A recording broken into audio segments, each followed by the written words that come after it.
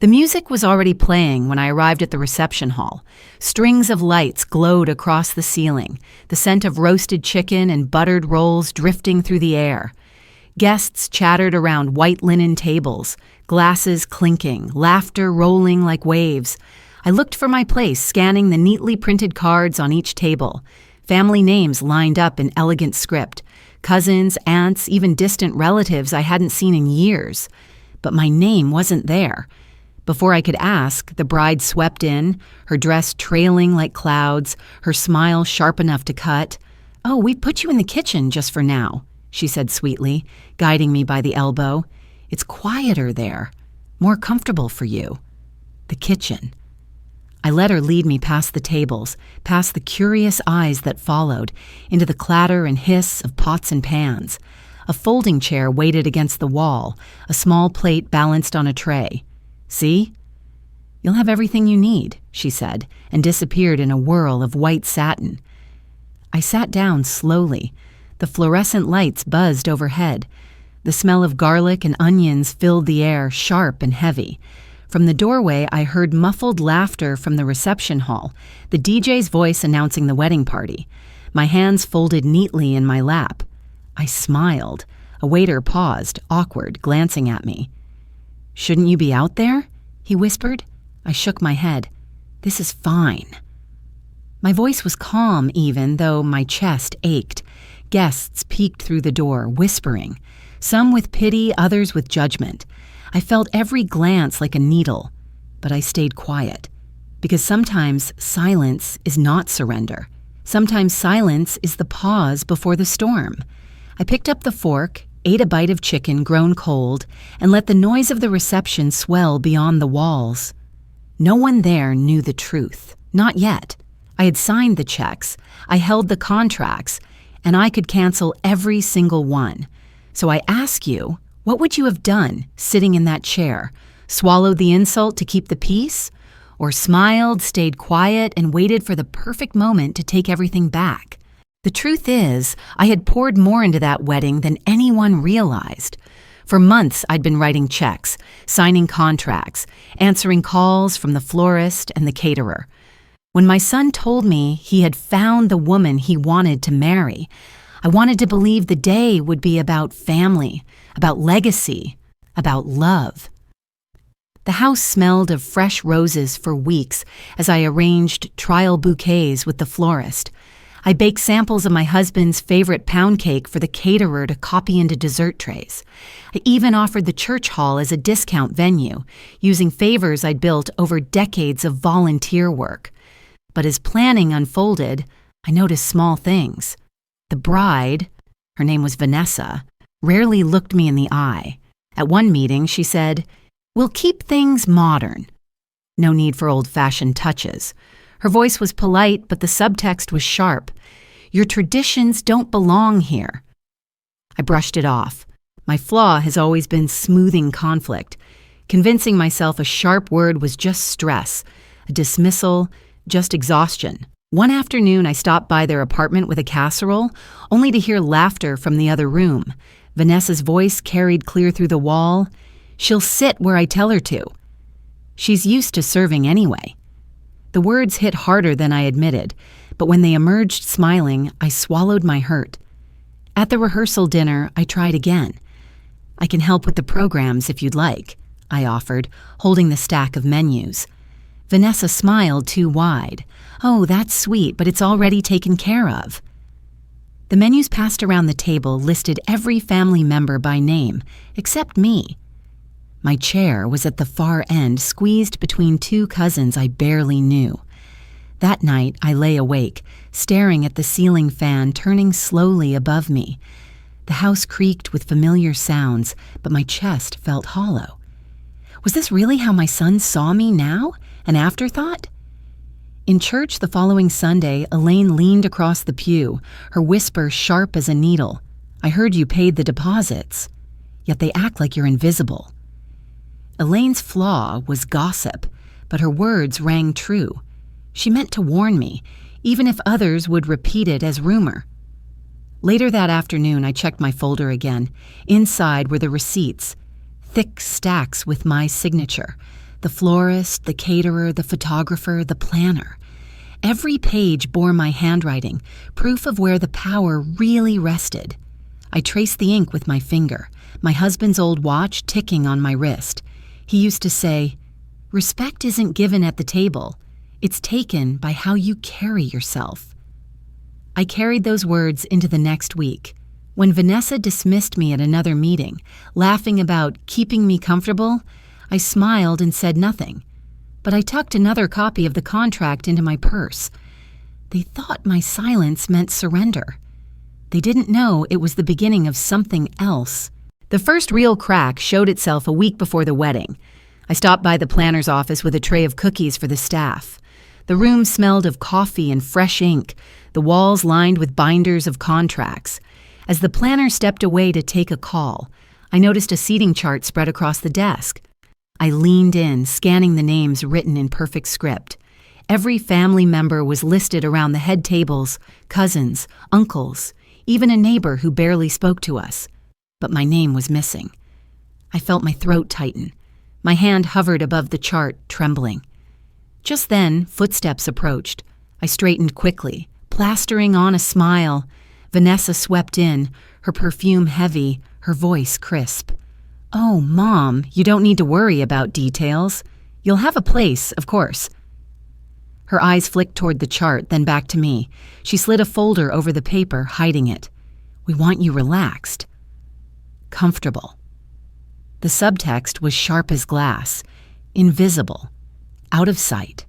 I forced a nod, smoothing my blouse. "Of course. Whatever you think is best." That evening, at home, I folded laundry while voices drifted from the porch. My son and Vanessa thought I was asleep, but the open window carried every word. "She'll never object," Vanessa said. "She hates conflict. She'll sit wherever we put her." My son chuckled softly. "She always does." The words stung worse than any slap. My own child knew my flaw too well. The next morning, I checked my folder again, the receipts cool beneath my fingers. The florist deposit bore my signature. The caterer's invoice had been paid from my account. I felt the weight of each page like armor sliding into place. But unease grew heavier that afternoon when I nearly caught Vanessa rifling through the kitchen drawer where I kept the contracts. She straightened quickly, pretending to admire a framed photo of my husband. "Such a handsome man," she said smoothly, sliding the drawer shut with one hand. Her other hand lingered a moment too long on the handle. I smiled, though my pulse quickened.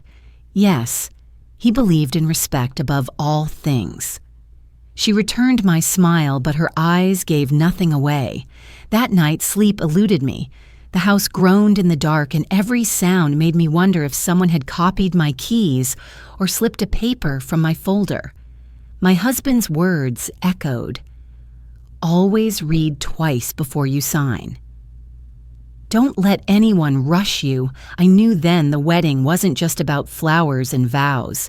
It was about power, and they were daring me to give mine away. By midweek, I knew suspicion wasn't enough. If I wanted to protect myself and the dignity that came with decades of sacrifice, I needed proof. I began with the contracts. The folder in my kitchen drawer had grown thick with paper, smelling faintly of toner and ink. The florist's contract bore my name in blue pen, deposits cleared from my account. The caterer's invoice listed me as guarantor, the balance marked paid in full. Each line was a reminder. This event wasn't built on Vanessa's power. It was built on mine. Still, mistakes can undo even the strongest defense. At the planner's office, I asked casually for a copy of the seating arrangement. The assistant, flustered, handed me a stack of papers while juggling a phone call. I slipped the top page into my purse, but in my distraction, I almost left the entire folder on the counter. My heart hammered as I turned back, breathless, retrieving it just before Vanessa entered. She barely glanced at me, but the close call rattled me. That night, I spread the papers across my dining table. The lamplight turned the black ink into glistening lines. My husband's watch ticked steady on my wrist as I sorted everything into piles: florist, caterer, venue, planner. Proof, link by link, forming a chain, but it wasn't just financial. The next layer came from the church. Pastor Jim greeted me with his usual warmth, the faint scent of incense clinging to his jacket. When I asked quietly if the wedding license had been filed, he frowned. "Not yet," he said. "It requires the guarantor's verification." "That's you, isn't it?" My chest tightened. Even the license depended on me. I nodded, leaving with the knowledge folded into my heart like a secret weapon. The third piece of proof came unexpectedly. Elaine arrived with a pie, her voice lowered as soon as we sat. "I heard Vanessa at the salon," she whispered, her eyes sharp. "She told her friends you're just a guest, that your part in this wedding is finished. But she doesn't know everyone's talking about the checks you wrote." Elaine leaned closer. "They know whose name is really on those contracts." I pressed her hand. Elaine's flaw was gossip, but sometimes gossip spread truth faster than fact. That evening, my son called. His voice was tight, rehearsed. "Mom, Vanessa says you're getting too involved. Just let us handle the rest." "It's our day," I let the silence stretch, the phone warm against my ear. Then I said softly, "I have all the paperwork, every receipt, every contract. Nothing moves without me." The pause on the other end told me he understood. When I hung up, I looked again at the piles spread across the table. The kitchen smelled faintly of pie, the crust cooling in the tin. My fear hadn't vanished, but something stronger had replaced it. Proof wasn't just protection anymore. Proof was power, and I was ready to use it. By Thursday evening, the house was quiet, the kind of stillness that presses on the ears. I sat at the kitchen table, the folder of contracts spread before me. The lamplight shimmered on the pages, each line a reminder of what I had built and what they had tried to erase. For years, my flaw had been silence. I smoothed over arguments, swallowed insults, convinced myself peace was better than conflict. Vanessa counted on that. So did my son. They believed I would fold just as I always had. But silence is not always weakness. As I looked at the contracts, I felt the truth settle into me like a stone. Silence could be armor. Silence could be strategy. The phone rang, breaking the stillness. It was my son. His voice carried the weight of someone rehearsing lines. "Mom, don't stress yourself. Just let Vanessa handle the details. We've already decided where you'll sit. It's easier this way." I let the pause stretch, long enough for him to hear my breath. "I understand," I said softly. Then I hung up. The words weren't surrender, they were cover. I pulled a small notepad closer, my handwriting careful as I drafted a single line for myself. Quiet doesn't mean powerless. Quiet means prepared. I tucked it into the folder between the florist's invoice and the license form. Steam curled from my teacup as I whispered, "You'll see." A memory rose up, unbidden. My own wedding, decades earlier. I stood in a lace dress my mother had stitched, my husband's hand warm in mine. After the vows, we sat together at the head table, surrounded by family. My mother smiled at me across the room, pride shining in her eyes. That image burned against the present. The thought of being hidden in a kitchen while others raised glasses in my son's honor. The contrast was bitter and cold. I pressed my palm flat against the table, feeling the rough grain of the wood. "Not this time," I murmured. For the first time in years, my silence felt sharp, deliberate. They thought they were writing me out of the picture. But the ink was still mine. By Friday morning, the whispers had begun. Weddings have a way of pulling in more than just family. They drag along neighbors, church friends, even people you barely know. And in those circles, news travels fast. Elaine caught me outside the church, her hands busy with bulletins. "They're saying Vanessa plans to seat you in the back, or maybe not at all," she whispered, eyes darting around. "People will notice." Her flaw was gossip, but sometimes gossip carried the truth before facts did. That afternoon, I walked into the planner's office again. The scent of fresh flowers filled the room, bouquets stacked along the walls. The planner hesitated, her pen hovering. "Vanessa wants to make some changes," she said carefully. "She asked me to remove a guarantor's line from the paperwork." I leaned in. "Did she sign anything?" The planner shook her head. "No. Without you, it's incomplete. I couldn't process it." Her voice wavered, but her loyalty, at least in that moment, held. Still, fear gnawed at me. On the walk home, the late autumn air smelled of smoke and leaves, the sky darkening early. That night, I jolted awake to the sound of metal jingling. My heart raced as I crept toward the front door. The spare keys hanging on the hook rattled against the wood with each gust of wind. Relief washed over me, yet dread followed close behind. If the sound of keys could frighten me this much, what would happen the day someone truly tried to use them? The next night, a soft knock rattled the front door just after midnight.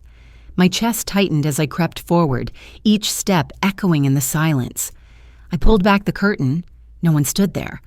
Only a single sheet of paper lay half-soaked beneath the doorframe, blank and curling at the edges. I bent to pick it up, heart pounding. Whoever left it hadn't needed words. The message was clear enough. "We are watching." The next morning brought another scare.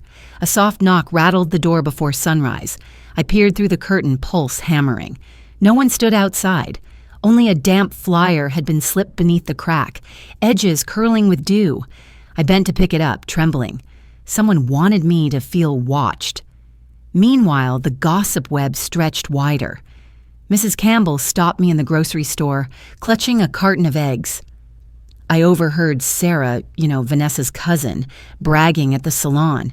Said, "You'll be in the kitchen, out of sight." Said soon the family home will be theirs anyway. Her words sent a chill down my spine. The house. My home. It wasn't just the wedding they wanted. It was everything.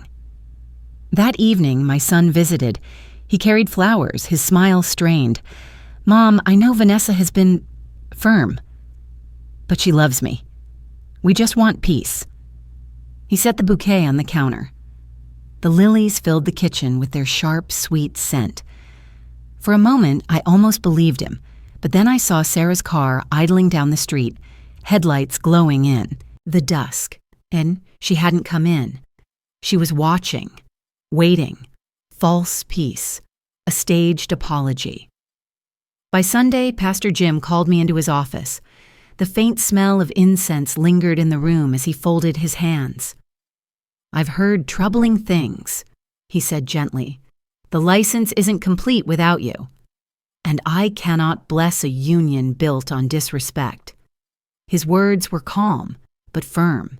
He wasn't just a pastor, he was a gatekeeper. That night, I sat at my table, papers spread once more. The real contracts, the receipts, the license still waiting on my signature. And now the rumors, the forged attempt, the false reconciliations. It was no longer my word against theirs. The wider web had pulled in neighbors, planners, pastors, even strangers. As I gathered the contracts back into the folder, one page slid loose and fluttered to the floor. My breath caught. It wasn't one of mine. It was a photocopy. My signature forged in shaky strokes, the ink still fresh enough to smudge beneath my thumb. Someone had slipped it in. Proof wasn't just whispered anymore. It was staring me in the face. And every thread tightened around the truth. My silence wasn't weakness. It was preparation. The wedding day arrived with clear skies and the sharp scent of autumn in the air. Guests filled the reception hall, the murmur of voices blending with the clink of glasses and the swell of music. Candles flickered across white linen tables. I entered quietly, smoothing the navy dress I had chosen. My son smiled briefly when he saw me, but Vanessa swept between us, her gown glittering beneath the lights. "Mom," she said sweetly, "we've made a special place for you." She led me past the decorated tables, past the cousins and uncles, past the neighbors waving uncertainly. She opened a side door and the kitchen's fluorescent lights buzzed overhead. The scent of garlic and oil hung heavy in the air. A folding chair waited against the wall. "There," she said, her eyes shining with triumph. "It's quieter for you." "More appropriate?" I sat down, folding my hands neatly in my lap. I smiled. From the kitchen doorway, I watched the reception begin. Guests whispered, some with pity, others with discomfort. The DJ's voice boomed, "Let's welcome the bride and groom!" Applause filled the room, but my heart beat steady, my mind already set. When the time came for the toast, Vanessa lifted her glass. "To new beginnings, to love and to family, those who support us and those who know their place." Laughter rippled, but unease spread with it. I rose slowly, smoothing my dress. The pen I had been holding slipped from my hand, clattering onto the kitchen counter with a sharp clink. The sound silenced the nearest chatter, heads turning toward me. I stepped into the hall, each footstep deliberate. The planner caught my eye from across the room, her face pale. Mr. Hughes, the bank manager who had co-signed several contracts, moved to my side. "I have something to say," I began, my voice calm but carrying. The music stopped. Forks stilled. I held up the folder. Every flower, every meal, every photograph, every song tonight was paid for by me, and every contract was signed in my name. Gasps rippled. Vanessa's smile faltered. "These contracts," I continued, laying them flat on the head table, "remain valid only with my consent. And today, I withdraw it." A murmur rippled through the crowd. One guest at the front table gasped aloud. "Is this true? She paid for all of this?" Another pulled out a phone, recording, whispering, "Everyone will know." The humiliation shifted in an instant. Vanessa was no longer the star. She was the scandal. The planner stepped forward, voice trembling but clear. "Without her authorization, the event contracts are null. Services end immediately." Vanessa's face drained of color. "You can't do this," she hissed. "I already have," I said softly. Guests murmured, phones lifted to record. The pastor, standing near the cake, shook his head. "Without her signature, the license cannot be filed. This marriage is not valid." My son's face crumpled, torn between his bride and his mother. He stepped forward, voice breaking. "I should have defended you, Mom. I let her treat you this way." His words cracked in the silence, a confession hanging heavy. Vanessa slammed her glass onto the table, liquid splashing. "You're ruining everything," she screamed, her composure gone. She lunged for the folder, clutching a page, tearing the edge as if to erase it. But the planner stepped forward, yanking it back. "Copies are already filed," she said firmly. "You can't undo the truth." Vanessa's hand dropped, trembling. Mr. Hughes's voice cut through, steady as iron. "Protecting family doesn't mean erasing it." Sarah, Vanessa's cousin, fidgeted, twisting her wedding ring until it nearly slipped off. We should have stopped," she whispered. The gesture, the crack, told its own story. I gathered the papers calmly, sliding them back into my folder. My hands no longer shook. "This wedding is over," I said, my voice echoing through the hall. The microphone toppled from its stand, hitting the floor with a hollow thud that echoed across the silent hall. Dozens of eyes turned, not toward me, but toward Vanessa, her hands shaking, her smile gone, her crown of flowers tilting as if even it wanted to fall. For a moment, silence reigned. Then whispers erupted, guests rising, some leaving, some filming, some staring wide-eyed at Vanessa's pale face. I walked out into the cool autumn air, the folder against my chest, the sound of chaos fading behind me. For the first time in months, I felt tall. The fallout came quickly. By the next morning, word of the canceled wedding had spread through town like wildfire. The church bulletin board still bore the announcement of the ceremony, but everyone now whispered the truth behind it. At the county clerk's office, I stood at the counter as the fluorescent lights hummed above. The clerk stamped the papers with a heavy thud. Contracts voided, she said. Deposits refunded to the original signatory. My name. My account. Lily leaned across the counter, her small hands clutching a crayon drawing of our family. She slid it next to the black seal of the clerk's stamp. The colors bled bright against the official ink. 2 promises side by side, one bound by law, the other bound by love. Mr. Hughes, standing beside me, nodded. This secures everything. No one can move forward without your approval. The planner arrived soon after, her face pale but relieved. I was pressured, she admitted, clutching her clipboard. But I knew the documents weren't valid without you. I'll file the cancellations immediately. Her flaw, fear of losing business, had been exposed, but her loyalty, however late, was clear. By midweek, the community had taken sides. Elaine showed up with a pie again, her voice pitched low but full of fire. They thought they could erase you, she said, setting the dish on my counter. Now everyone's talking about how you stood tall. I may gossip, but at least I gossip the truth. Mrs. Campbell caught me outside the grocery store, her hands gripping her cart. I never liked the way she spoke to you, she said firmly. Now people see it. They see who held this family together. At church that Sunday, Pastor Jim addressed the congregation. The faint smell of incense lingered as he spoke.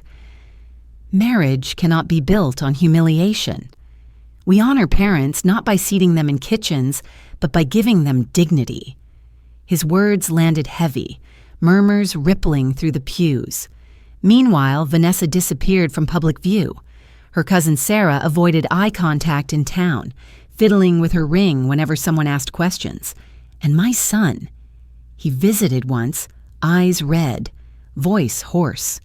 I don't know how to fix this, he admitted, his hands twisting. I failed you.